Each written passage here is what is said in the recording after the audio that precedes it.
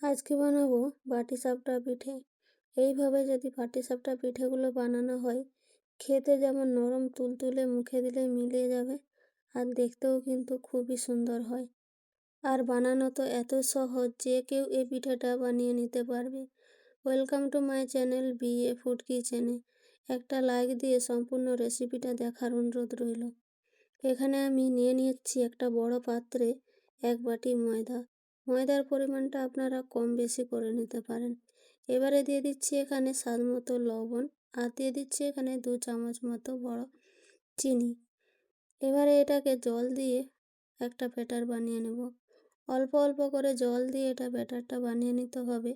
একসাথে কিন্তু বেশি পরিমাণে জল দিলে ময়দাটা ভালোভাবে গুলবে না, তখন কিন্তু দানা দানা রয়ে যাবে, তখন পিঠেটা ভালো হবে না। তো অল্প অল্প করে জল দিয়ে একটা স্মুথ ব্যাটার বানিয়ে নিতে হবে।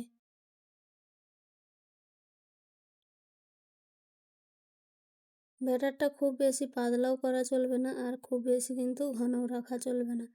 মিডিয়াম করে ব্যাটারটা বানিয়ে নিয়েছি। কতটা পাতলা করেছি দেখেই বুঝতে পারছেন।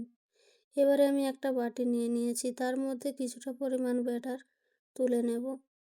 খুব বেশি ব্যাটার দরকার নেই, এখানে হাফ বাটি মতো এখানে আমি ব্যাটার উঠিয়ে নেব।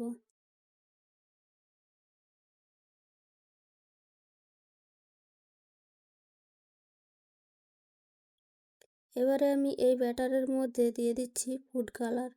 আপনারা চাইলে এখানে যে কোনো সবজির কালারও ব্যবহার করতে পারেন। তো আমি এখানে নিয়েছি ফুড কালার। ফুড কালার দিয়ে এটাকে ভালোভাবে মিশিয়ে নেব। আপনারা চাইলে এখানে গাজর কিংবা বিট যে কোনো রস এখানে বের করে এর সাথে মিশিয়ে নিতে পারেন। এবারে আমি এখানে নিয়ে নিয়েছি কিছুটা পরিমাণ নারকেলের কুড়ো। নারকেলটা এখানে আমি হাফটা নারকেল কুড়িয়ে নিয়েছি। তারপর দিয়ে দিচ্ছি এখানে গুড়। গুড়টা আমি আগে থেকেই গরম করে রেখেছিলাম, এটা ফুটানো গুড়। তো এবারে আমি হাতের সাহায্যে এইভাবে মাখিয়ে নিচ্ছি। আপনার চাইলে মেখে নিয়ে কড়াইও একটু ভেজে নিতে পারেন। তো আমি এখানে কাঁচা নারকেলটাই ব্যবহার করব। কাঁচা নারকেলটা দিলে কিন্তু পাটিসাপটা পিঠে খেতে আরও ভালো হয়। ফুড কালার মেশানোর ব্যাটারটা আমি একটা বোতলের মধ্যে নিয়ে নিয়েছি, আর বোতলের ঢাকনে আমি কয়েকটা ছিদ্র করে নিয়েছি। দেখেই বুঝতে পারছেন কীরকম করে আমি ছিদ্রটা করেছি।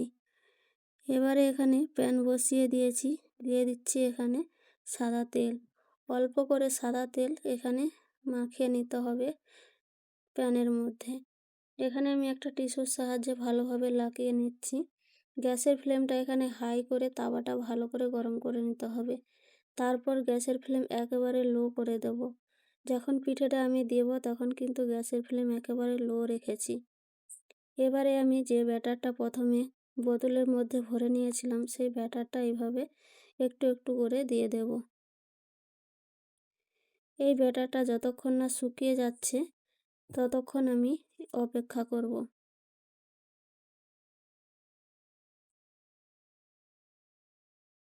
ব্যাটারটা ভালোভাবে উপর থেকে শুকিয়ে আসছে।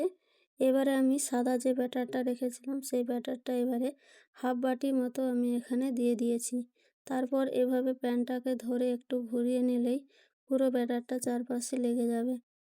এবারে উপরটা শুকিয়ে যাওয়া পর্যন্ত আমি অপেক্ষা করব। যখন উপর পর্যন্ত ভালোভাবে হয়ে যাবে তখন আমি এর মধ্যে নারকেলটা দিয়ে দিয়েছি। নারকেলটা দিয়ে আমি এভাবে ভালো করে মুড়ে নিচ্ছি।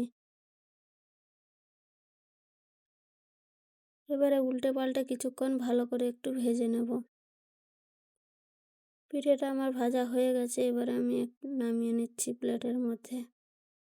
আর আমি আরও একটা ভেজে দেখাচ্ছি, দেখুন। প্রথমে আমি এই ব্যাটারটা দিয়ে দেবো এইভাবে ছিটিয়ে ছিটিয়ে। তারপর উপর থেকে শুকিয়ে গেলে আমি সাদা ব্যাটারটা দিয়ে ভালো করে এইভাবে গোল করে ঘুরিয়ে নেব। এরপর আমি এখানে নারকেলটা মাঝখানে দিয়ে ভালো করে মুড়ে নেব। এই পিঠেগুলো কিন্তু একেবারেই নরম হয়, একটু সাবধানে এই পিঠেগুলো বানাতে হবে। মোড়ার সময় কিন্তু একটু সাবধানে মুড়তে হবে, না হলে পিঠেটা ফেটে যাবে মাঝখান থেকে। এইভাবে আমি সব পিঠেগুলো বানিয়ে নেব।